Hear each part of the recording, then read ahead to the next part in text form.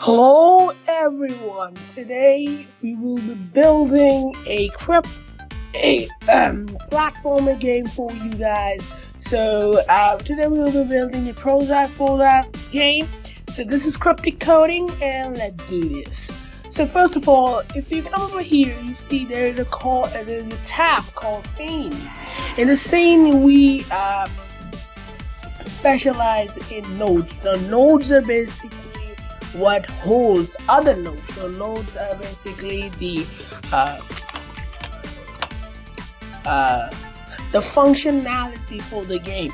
So this node right here is called, this is what will be holding all of our things. So first let's add a physics node. The physics nodes are many types and sizes, but we need a kinematic body 2D. Now what the heck is a kinematic body 2D? The kinematic body 2D will allow us to add forces or apply game logic only by the code, not in the outer side, not in the world space. So if we don't code that use gravity, this kinematic body will not be affected by gravity, if that makes any sense. Okay, now we need to add another node called, if you click on here, you can see that this node has no children shape, so it can interact with the space.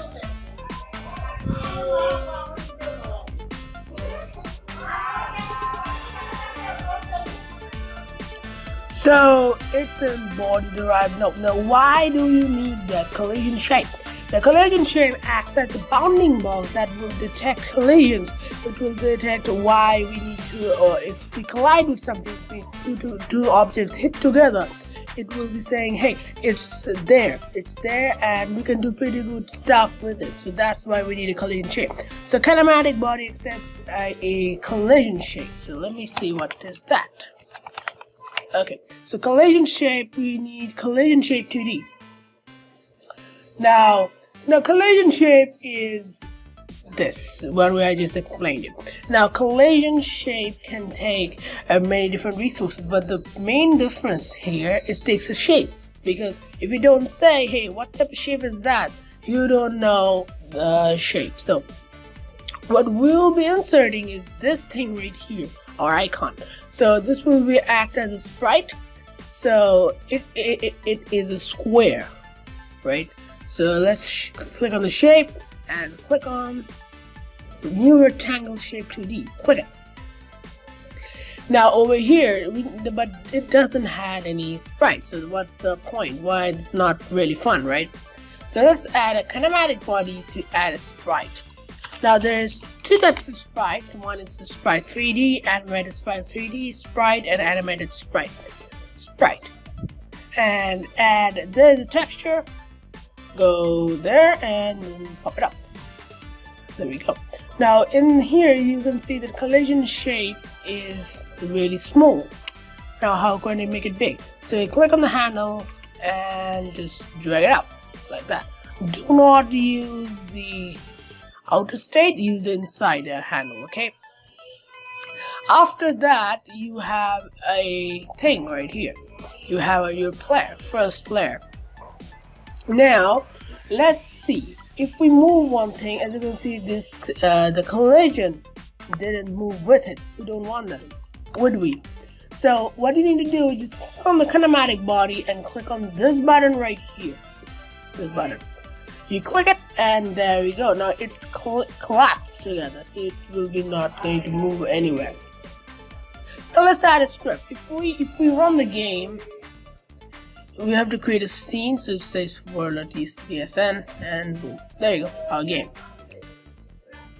Now we need to make it like move or something. So as we are making a platformer game, the first thing will be to right and left movement. So what we need to do first is go ahead and click the your player, whatever. Oh, I didn't check it, so let's change the name to player. There you go. Now go ahead and click on the node and click on new script, and then it should be popping out like that. So just name it to player.gg and click on create. Make sure it inherits from Kinematic Body 2D and then create. Now Well, let me zoom in. First thing you need to notice is that says that extends kinematic body 2D, meaning this script will allow whatever the node that you are passed in, that node's kinematic body 2D object. Kinematic body 2D node. So it's a bit confusing, but let's see. Let me see. First we need to move. So how can we do that? First we need two variables to actually say, hey, we need to move.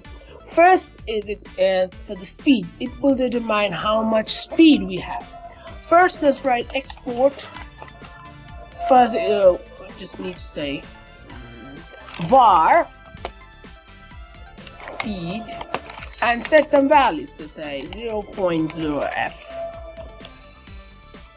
and we have a variable. You create.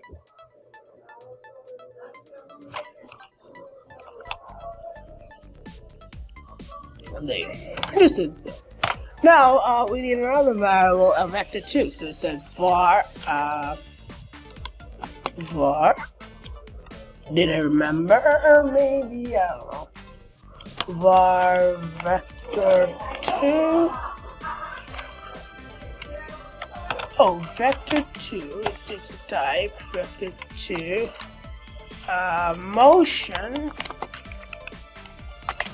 Motion equals to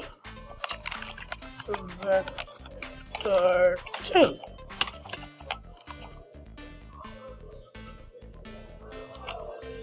Why it's saying that was var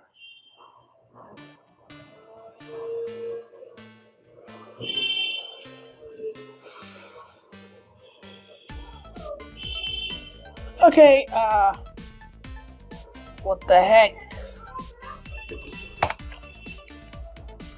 Var motion equals to... Oh, there we go. Boom. Oh, I just forgot that this doesn't even type. I just forgot that. Well, whatever. So now we have a var motion variable is a vector 2. The vector 2 is a just I hate the error message. Okay, fine. Now vector 2 is the value. Is had two values. It's what determines a 2D space position. Okay, so now let's see what we want. This thing right here will run once. It means when the game is ready, and this will run every frame when the game is processing. And you can see this says update game logic here. So let's go and do that. First, we want to say we want to say here is set process to true. Now what that does is whenever the game is ready, it's a pass. Make sure it's pass, boom, and set process to true. What this will do, this will start the processing first. It will not add once. So now let's say, now we can just remove pass because we need to add something. So we need to check it for input. So if input the is action pressed, I think it says UI left. There we go. If you hit the left key, what will happen? First of all, we need to say motion minus equals to, I think, speed. Now say if input is action pressed, but I'm going to explain what is that. UI underscore right, then motion plus equals to speed. Okay, so we have a thing. We have an input handler.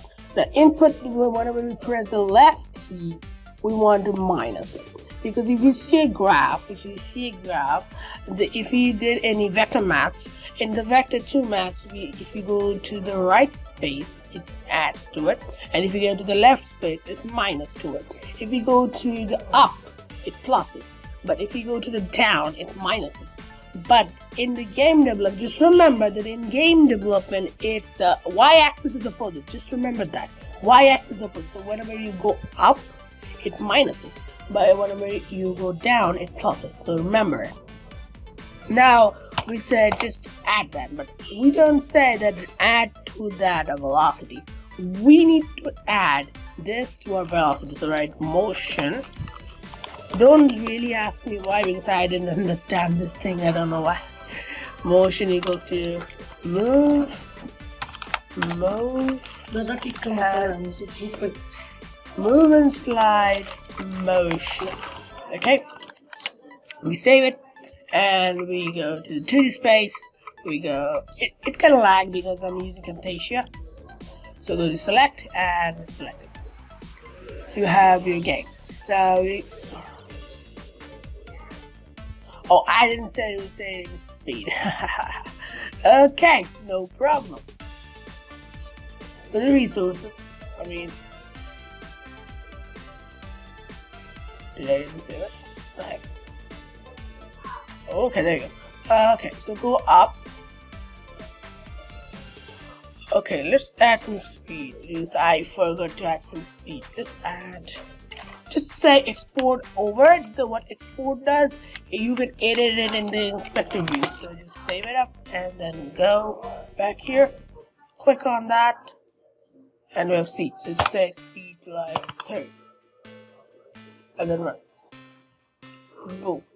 What vector 2 in operator plus motion. Oh, okay, got it. Okay. Motion.x. I mean, that's not called. Okay.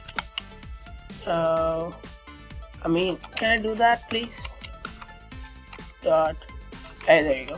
X minus equals to speed. Now, anyone can make mistakes, okay? So don't just let me that, okay? Because it's too hard and I'm still learning. I don't see it moves. But if you notice that whenever we just like press and it just continuously keeping moving, but we don't want that, do we? So we want to say that. Is first is else. It means else if we press that. So first we press the left key, or if we press this key. Or if we don't press this key, make the motion.x equals to 0. So boom. And if I run this now, you can see I have a quite laggy looking movement. As you can see, quite laggy. Now, why it's happening? Because it's calculating physics, and Godot has a special calculation for physics using physics process delta. So we need to do it. Just write set physics process to true. Okay, now we need to change this one also, if you guessed it. Function physics function underscore physics process. Save it and then run. Now you can see it's much smoother. It's much smoother. Okay. Now, as you can see, we have covered that. Now let's add a gravity to it, because that's really boring if you see that. Like, you just move left and right, it doesn't do anything. So if you want to change up this game and then the logo, what you're gonna do first is go to project settings, and under application you see configuration name, and then change the name to whatever the thing is. First, you can change up the icon. You can change up the icon by clicking on here. Okay. Now let's code the movement first. I coded the movement. I'm just stupid. Okay. Now let's see. Can we code the gravity? First, let's add a variable. Gravity set to 0. And let's see. So we want to do that every second. So it should do that in steps. So say motion.y. Now if you want to go down, what is it? I'm gonna give you 5 seconds to figure it out. If you guessed it, plus, yeah, you were right. If you get plus, you were right. So go plus equals to 30. There. Boom. And that's how easy it is.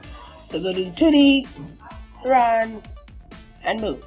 Oh, I didn't say anything. I'm just stupid, okay? I forgot every time to set some gravity speed. So that's 10. And boom, run. And boom, yay!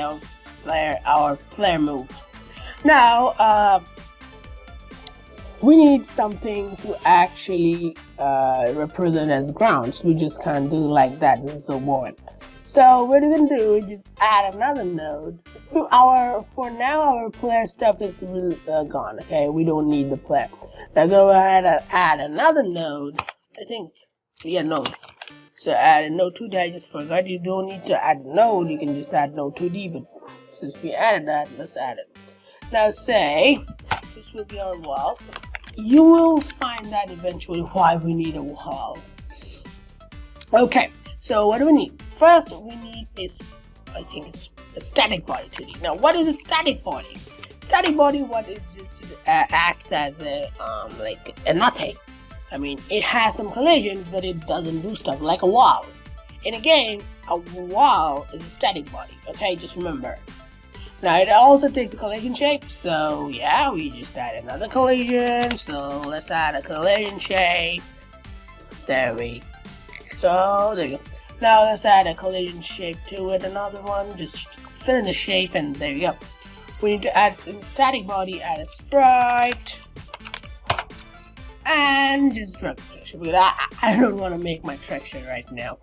Go to stash collision shape, and then just do whatever I do. Okay, just go do that, and here, and boom. There you go. It's been there. Now if you move it, there you go.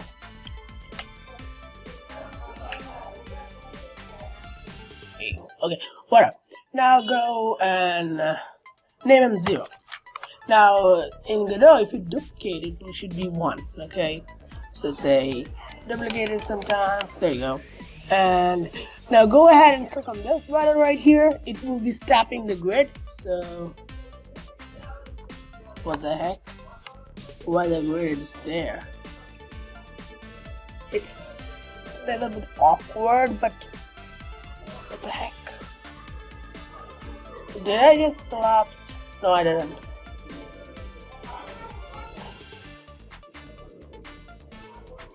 Okay, whatever. We don't need to do that. Okay, so just add some. Okay, we're gonna add that here. Yeah, I think we should zoom in, okay? So you guys can see that. It's a bit offset, but we should deal with that. So, boom, and boom, and boom, and everything's gone. So let's add some 2 more. Boom, and boom, boom. Okay, great. Now we can add that. We can just do. What the heck? Whoa. Seriously, I can click. What the heck?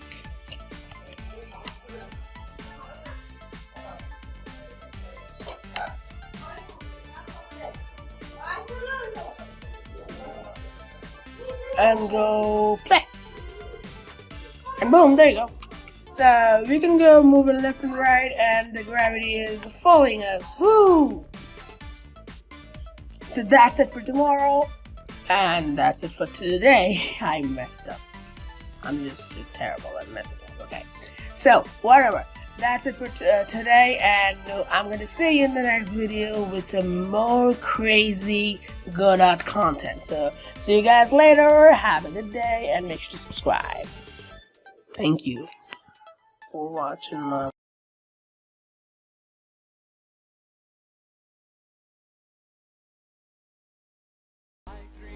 body. I'm a night feeling. I should fuck her in the Benz.